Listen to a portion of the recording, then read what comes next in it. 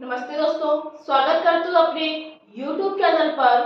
आज का वीडियो है मैथ्स का।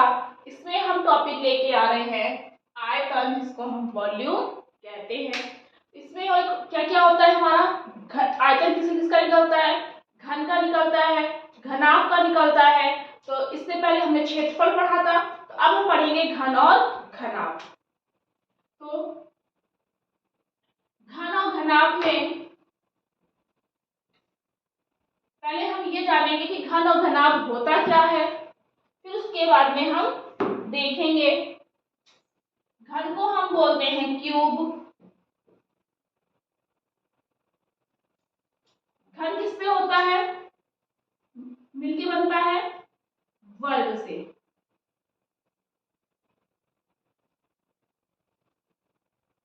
ये घन क्या होगा, दो वर्गों से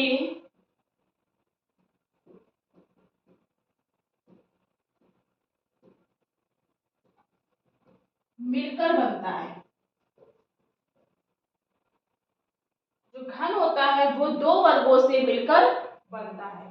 कैसे, एक वर्ग तो हमने ये बना लिया, एक वर्ग हमने थोड़ा सा उसके नीचे बना लिया और उन सब की लाइनों को हमने जोड़ दिया। हो गया हमारा, ये हो गया हमारा घन। घन में क्या होता है, इसकी सभी भुजाएं जो होती हैं वो बराबर होती हैं। सभी कोण यानी कि भुजाएं बराबर होती है।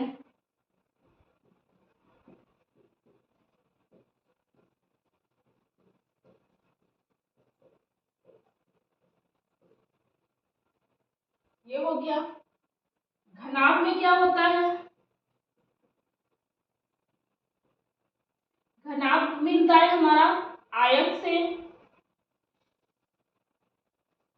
दो आयत को मिलाकर बनाया जाता है, बस उसमें वर्ग होता है और इसमें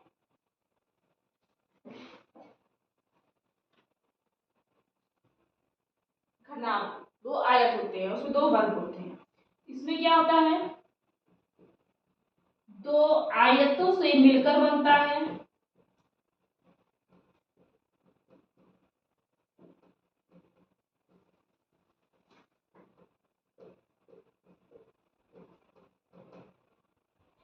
और क्या होता है, इसकी लंबाई, चौड़ाई, ऊंचाई अलग अलग होती है। लंबाई, चौड़ाई, ऊंचाई भिन्न होती है। भिन्न मतलब अलग अलग होती है। ये तो आप नोट करके रख लेंगे कि घन और घनाभ में अंतर क्या होता है।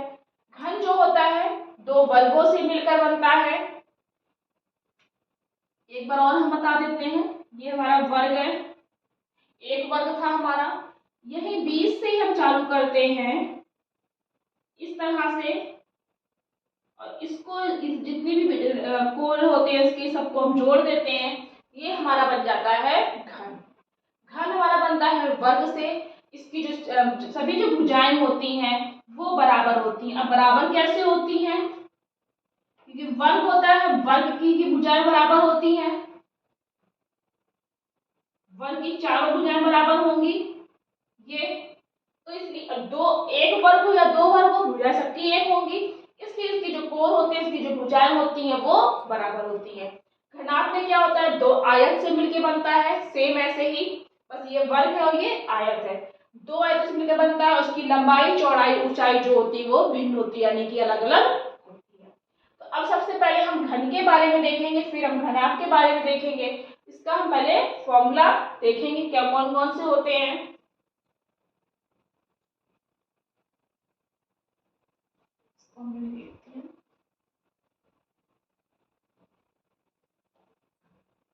यहाँ बना देते हैं, तो कैसे साफ हो गया है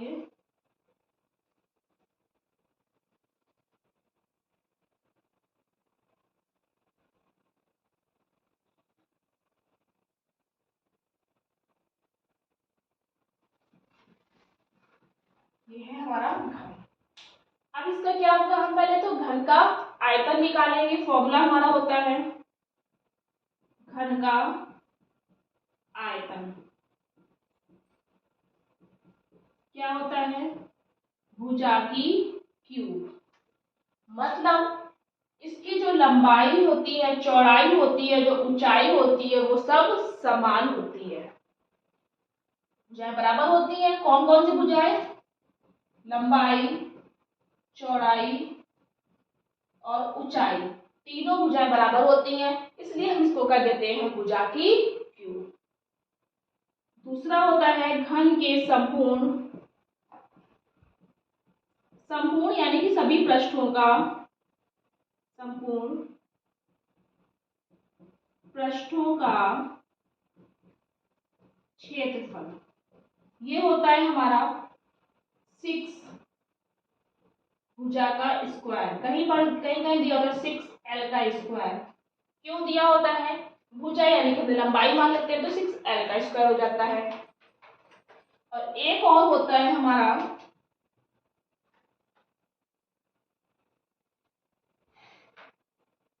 यहाँ पर A होता है, A इसकी हम भुजा मानते हैं लंबाई। और होता है हमारा घन का विकर्ण। तीसरा फॉर्मूला होगा हमारा घन का विकर्ण।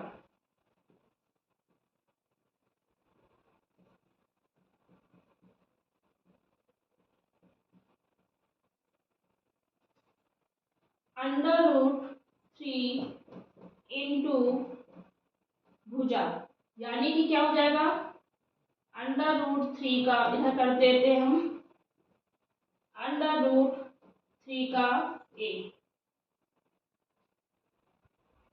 ये हम कर देते हैं। तो ये होता है हमारा घन का, जिसको हम क्यूब कहते हैं। घन हमारा वर्गों से मिलकर बनता है। इसकी जो सभी भुजा यानी कि लंबाई, चौड़ाई, ऊंचाई सभी बराबर होती हैं। घन का आयतन होता है हमारा भुजा की क्यूब। घन के संपूर्ण पृष्ठों का क्षेत्रफल 6 भुजा स्क्वायर, 6A स्क्वायर, भुजा को हमने A मान लिया। घन का विकर्ण होता है हमारा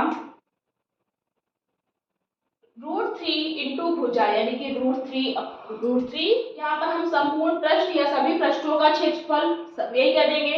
इसके 3 फॉर्मूले होते हैं, इसको आप नोट करके रखेंगे। इन सबसे क्वेश्चन को सॉल्व किया जाता है। अब हम देखेंगे घनाभ का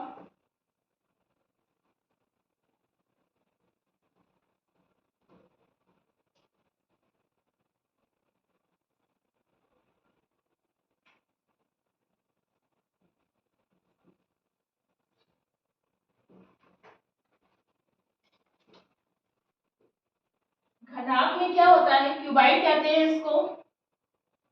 ये हमारा आयत से मिलकर बनता है, हमने बताया था।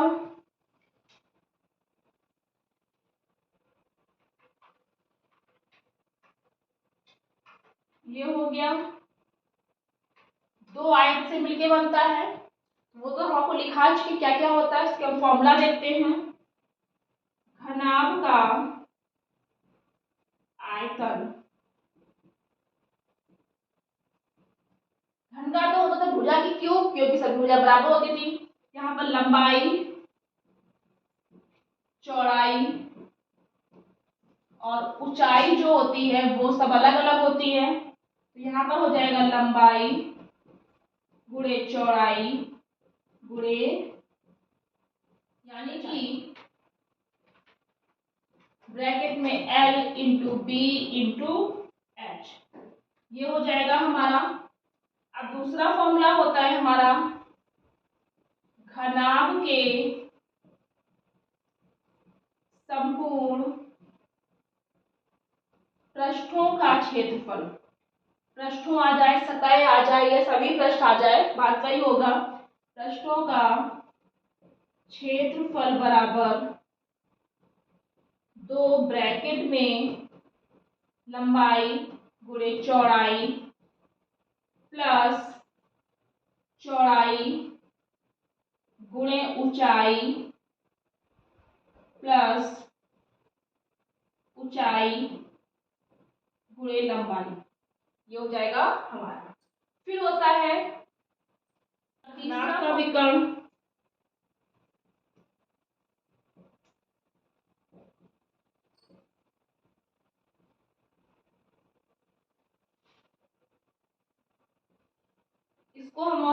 लिखते हैं 2 ब्रैकेट में LB plus BH into HL, ये लिखते हैं इसको। और घनाभ का विकर्ण हो जाएगा हमारा अंडर रूट लंबाई का स्क्वायर, चौड़ाई का स्क्वायर, ऊंचाई का स्क्वायर, या इसको बोल देते हैं हम L square plus B square plus H का स्क्वायर, ये कह देते हैं हम। घनाभ का आयतन रहेगा लंबाई गुणे चौड़ाई गुणे ऊंचाई, L into B into H, लंबाई लेंथ, ब्रेथ चौड़ाई और हाइट हमारी ऊंचाई। घनाभ के संपूर्ण पृष्ठों का क्षेत्रफल 2 ब्रैकेट में लंबाई गुणे चौड़ाई, इसको हम ब्रैकेट इसे रखते हैं, लंबाई गुणे चौड़ाई प्लस चौड़ाई गुणे ऊंचाई प्लस ऊंचाई गुणे लंबाई, यानी कि LB, बीच में कुछ नहीं है तो गुणा के साथ मान लेंगे। LB लंबाई और चौड़ाई, BH चौड़ाई ऊंचाई, HL ऊंचाई और लंबाई। अब घनाभ का विकर्ण अंडर रूट में लंबाई का स्क्वायर प्लस चौड़ाई का स्क्वायर प्लस ऊंचाई का स्क्वायर, या इसको हम L square B square H square भी हम कह सकते हैं। इसको क्या देते हैं हम, लंबाई को कहते हैं लेंथ, चौड़ाई को कहते हैं ब्रेथ,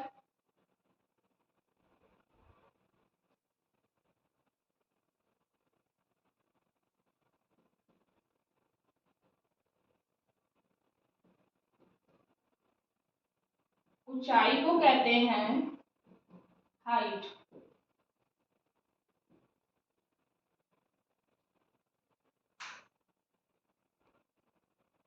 ये लंबाई चौड़ाई ऊंचाई, जिनको समझ में नहीं आ रहा है कि LBH LBBH HL क्या है, ये समझ सकते हैं लंबाई चौड़ाई ऊंचाई। इस तरह से ये सब फॉर्मूले आप नोट करके रख लेंगे। इन्हीं सारे फॉर्मूले से घन के और घनाभ से इन सबसे क्वेश्चंस को हम सॉल्व करेंगे। तो हम देखते हैं क्वेश्चंस को। पहला क्वेश्चन है, घनाभ का आयतन ज्ञात करो जिसकी भुजाएं क्रमशः 20 सेंटीमीटर, 15 सेंटीमीटर और 10 सेंटीमीटर है। तो घनाभ का आयतन, अभी हमने घन और घनाभ के बारे में बहुत अच्छे से बताया क्या होता है। तो हम घनाभ का आयतन पहले हम फॉर्मूला लगाएंगे। यहाँ पर पहले हम लंबाई लिखेंगे, लंबाई है हमारी 20 सेंटीमीटर,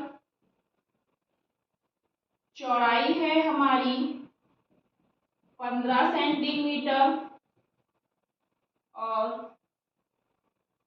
ऊंचाई है हमारी 10 सेंटीमीटर। घनाभ का आयतन की बात कर रहा है। घनाभ का आयतन बराबर लंबाई गुणे चौड़ाई गुणे ऊंचाई। लंबाई कितनी है 20 है, चौड़ाई कितनी है 15 है, ऊंचाई कितनी है 10 है। इस सब का हम गुणा कर देंगे, 15 दूनी 30 और ये 2 जीरो हम आगे बढ़ा देंगे। अब क्या है, सेंटीमीटर में आ रहा है, आयतन है, तो हमारा क्या आंसर आ जाएगा, घन सेंटीमीटर। सेंटीमीटर में दिया हुआ तो सेंटीमीटर ही हमारा आएगा। तो इसकी जो आंसर होगा वो क्या होगा हमारा, ए ऑप्शन। घनाभ का आयतन था, हमने लगा दिया लंबाई गुणे चौड़ाई गुणे ऊंचाई, सब सेंटीमीटर में दिया था, हमें कुछ भी चेंज नहीं करना था। 20 गुणे 15 गुणे 10, तो आंसर हो जाएगा हमारा 3000 घन सेंटीमीटर। सेकंड क्वेश्चन है, घन के संपूर्ण तलों का क्षेत्रफल ज्ञात करो जिसकी भुजा 12 सेंटीमीटर हो। अभी हमने घनाभ के बारे में एक पहला क्वेश्चन किया था, अब हम कर रहे हैं घन का। तो एक भुजा घन की वही होती है 12 सेंटीमीटर, तो फॉर्मूला हम लगा देंगे घन के संपूर्ण तलों का क्षेत्रफल बराबर 6 भुजा स्क्वायर भी बोलते हैं या फिर 6a स्क्वायर भी बोल देते हैं हम। तो भुजा हमारी कितनी है? 12 सेंटीमीटर है।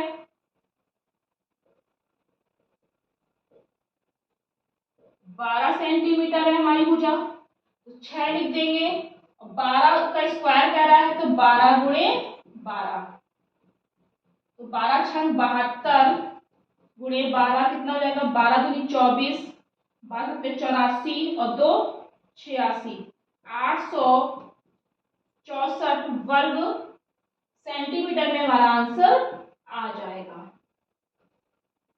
वर्ग सेंटीमीटर इसलिए आ जाएगा क्योंकि यहाँ पर क्षेत्रफल की बात हो रहा था। अगर वैसे ही आयतन अगर होता तो यहाँ पर घन सेंटीमीटर हमारा आता, और लेकिन हमारा क्षेत्रफल किसका था?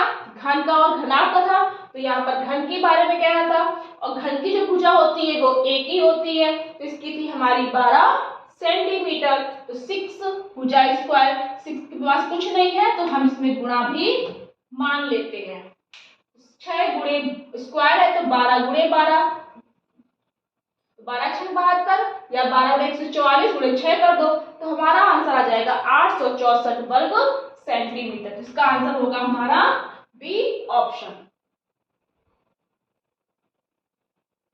थर्ड क्वेश्चन है, एक घन की भुजा 15 सेंटीमीटर है तो घन का आयतन बताओ। घन कोई भी अगर हम घन का आयतन निकालना हो या घन का क्षेत्रफल निकालना, घन के संपूर्ण पृष्ठों का क्षेत्रफल निकालना हो, तो विकर्ण निकालना हो, घन की जो भुजा होगी वो हमेशा एक ही रहती है, क्योंकि घन हमेशा वर्ग से बनता है और वर्ग की भुजा भी एक ही होती है। यहाँ पर हम पहले घन बना के दिखाएंगे। ये हमारा घन बन गया। इसकी जो भुजा है वो 15 सेंटीमीटर है। अब हमें निकालना है घन का आयतन। घन का आयतन बराबर भुजा की क्यूब। भुजा की क्यूब, भुजा हमारी कितनी है? 15 गुणे 15 गुणे 15। अब 15 गुणे 15 हमारा कितना आ जाएगा? 225 आ जाएगा। 225 में 15 की गुणा करेंगे तो हमारा आ जाएगा कितना? 3375 घन सेंटीमीटर। आयतन था तो हमारा घन लग गया और सेंटीमीटर में ही हमारी भुजा दी हुई थी, तो हमारा इसका आंसर हो जाएगा बी ऑप्शन। फोर्थ क्वेश्चन है, एक घनाभ की लंबाई, चौड़ाई व ऊंचाई क्रमशः 30 सेंटीमीटर, 20 सेंटीमीटर और 15 सेंटीमीटर है, तो घनाभ के संपूर्ण पृष्ठों का क्षेत्रफल ज्ञात करो। घनाभ की जो लंबाई है वो 30 सेंटीमीटर हो गई, जो चौड़ाई है वो 20 सेंटीमीटर हो गई, जो ऊंचाई है वो 15 सेंटीमीटर हो गई। तो संपूर्ण पृष्ठों का क्षेत्रफल हमें निकालना है। तो हम कैसे निकालेंगे? पहले हम यहाँ लिखेंगे लंबाई है हमारी 30 सेंटीमीटर, चौड़ाई है हमारी 20 सेंटीमीटर,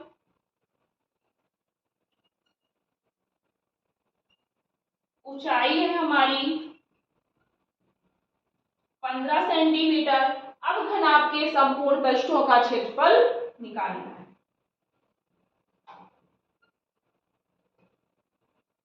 घनाभ के संपूर्ण पृष्ठों का क्षेत्रफल निकालना। क्या होगा? 2 ब्रैकेट में लंबाई गुणे चौड़ाई प्लस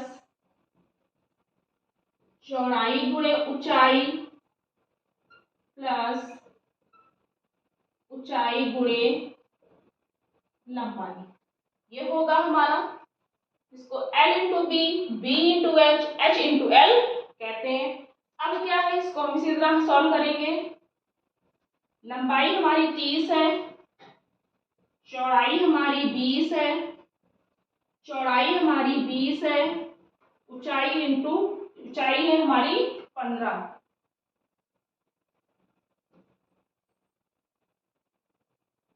ऊंचाई हमारी 15 है और लंबाई हमारी 30 है। इसको हम सॉल्व कर लेंगे।